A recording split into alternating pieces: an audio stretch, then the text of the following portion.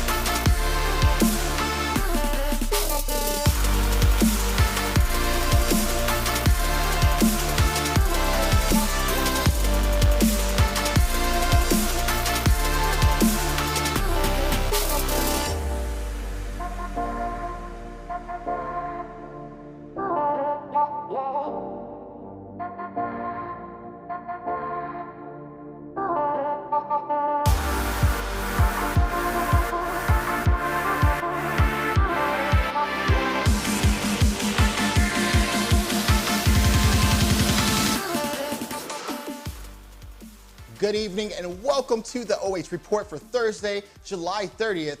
I'm Don Bryant. As you just saw, State Representative Larry Householder has been fired. He is no longer Speaker of the House of Representatives for Ohio. State representatives voted this morning 90-0 to remove Larry Householder as Ohio House Speaker, just minutes after a federal grand jury indicted Householder and 4 others in a $60 million racketeering conspiracy connected to last year's nuclear bailout bill.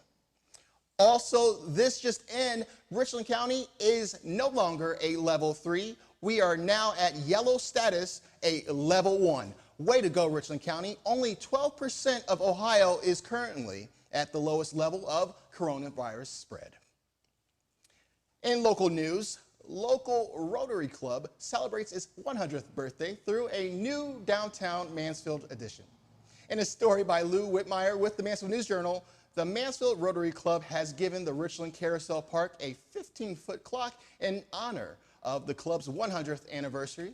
The original intent was to place the clock in Central Park, but members believed it would be more visible at the carousel. I agree with that. The Mansfield Police Department says the majority of its officers are wearing masks. In an interview with Assistant Chief Joseph Petricki, he says, while our officers are not mandated to wear a mask in the governor's order, the majority of our officers do wear masks while interacting with the public on calls for service. The Mansfield Police Department set up a hotline to avoid the Public Safety Communications Center from being inundated with mask calls. So the messages are checked on a daily basis by someone on the command staff and then handled accordingly. On an average day, says the chief, outside of the current mask issue, the Mansfield Public Safety Communications Center takes over 450 calls a day, which, according to the chief, is the reason for setting up a dedicated line for the calls related to the mask issue. Petricki says as long as Richland County is at a red level, which we are no longer, and that masks are required, he foresees getting phone calls on a daily basis. Now, although we are at a yellow level, masks are still required by the governor's state mandate. And with that said, we once again took to the streets to continue our conversations, and this time learning about the comfort of our masks. Take it away, Brian. Sure, it's uncomfortable, but that's what it takes. That's what I'll do. Not at all, no. Yeah, no, me either. I'm not bothered by it at all. Awesome.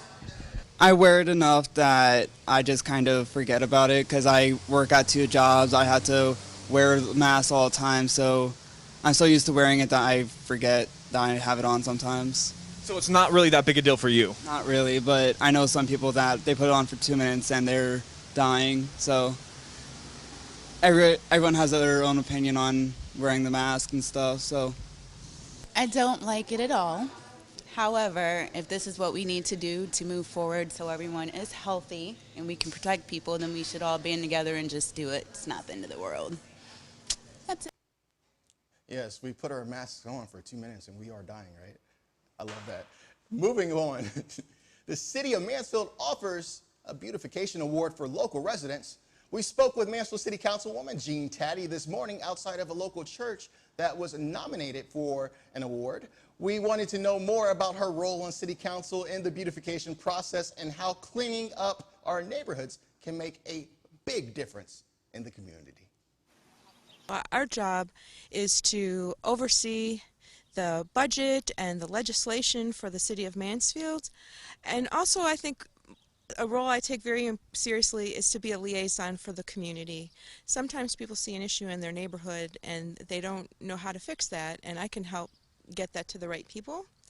And I get a lot of calls, by the way, about problems and tall grass and things. So it's really nice, if I could, to ask people to turn in what do they like about the neighborhood and what kind of beautification efforts have we seen. So I'm really happy to be here today.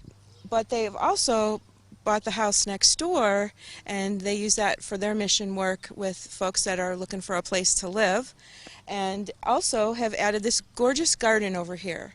Now the purpose is to not only be beautiful, but it grows a lot of food, and I know they share that with food pantries and people that are hungry in our neighborhood.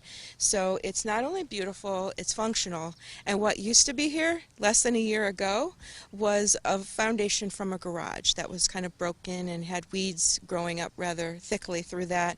And I just love that the very first nomination for the 6th Ward Beautification Award was this garden and the work that this church has done to beautify this area that is obviously on Central, but very big impact on 3rd Avenue as well, because it goes all the way through.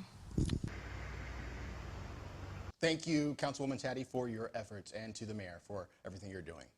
Upcoming events: Kelly's Bar and Miniature Golf in Mansfield will hold a glow night on Saturday, August 8th from 9 p.m. until 1 a.m. Enjoy music from the 70s and 80s. According to their Facebook page, it's going to be a family-friendly and fun for all event.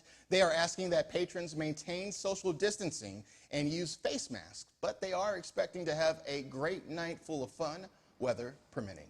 You can find more information on Kelly's Bar and Miniature Golf on their Facebook page. A local community collaboration will distribute 300 book bags to children for the upcoming school year. New organization 3LO, where the large tiger mural is on the corner of 4th and Roland, and a local music label, Defno Entertainment, will have food, games, and other giveaways on August 8th between 1 to 3 p.m. And now, in our sports corner, joining me is Brian Skronsky, our sports expert. Take it away, Brian. Thanks, Donnie.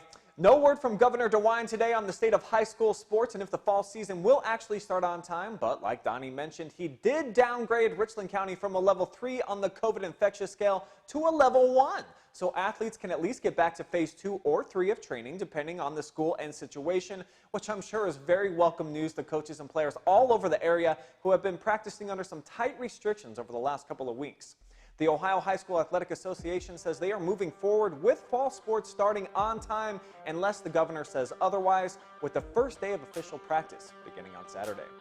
To the Diamond we go, where the Indians had their 3-game win streak snapped last night in a 4-0 loss to the White Sox, despite Zach Plesac striking out 11 in 8 scoreless innings of work before Brad Hand came in and got rocked for 4 runs in the 9th.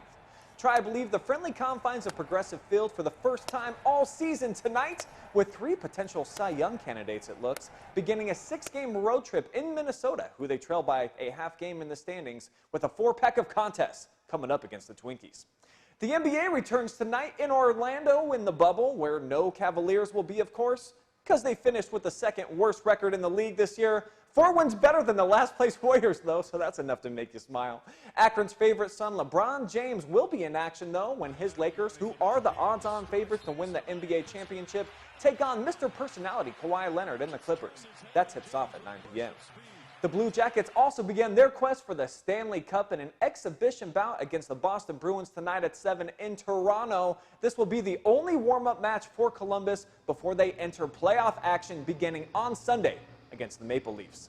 That's sports. Now back to you, Donnie. And now it's time for our daily intelligence brief. 60 seconds or less. Can I have 60 seconds on the clock, please? Ready? Let's go. Governor Mike DeWine seeks to restrict liquor sales, says no alcohol sales after 10 p.m. He will, however, recommend an increase to the number of takeout drinks to 3 instead of 2. Governor DeWine reels in the Ohio Pharmacy Board, pushes them to reverse their ban on hydroxychloroquine. Ohio Democrats introduced legislation to repeal House Bill 6, the energy bailout bill, which is at the center of the RICO charges against former Speaker Larry Householder. Governor Mike DeWine kicks off the Ohio State Fair Anywhere, a virtual state fair that can be enjoyed from home. From today through Sunday, August 9th, residents can enjoy recipes, butter, cow content, music, entertainment, and daily programming on the Ohio Channel. The Ohio Educational Association is calling for full remote learning in counties where the highest tiers of COVID-19 are impacting communities. Calling all teachers, what are your thoughts on school reopenings here in Richland County? Are you on board? Comment right here at the OH.Report here in the comments section. And former Republican presidential candidate Herman Cain is dead at 74 years old after being hospitalized for the coronavirus. And that concludes tonight's report. Keep it right here at the OH.Report, your new hub for sports, news, politics, and more. Tune in every weekday here on Facebook and YouTube for even more updates. Good night. See you tomorrow.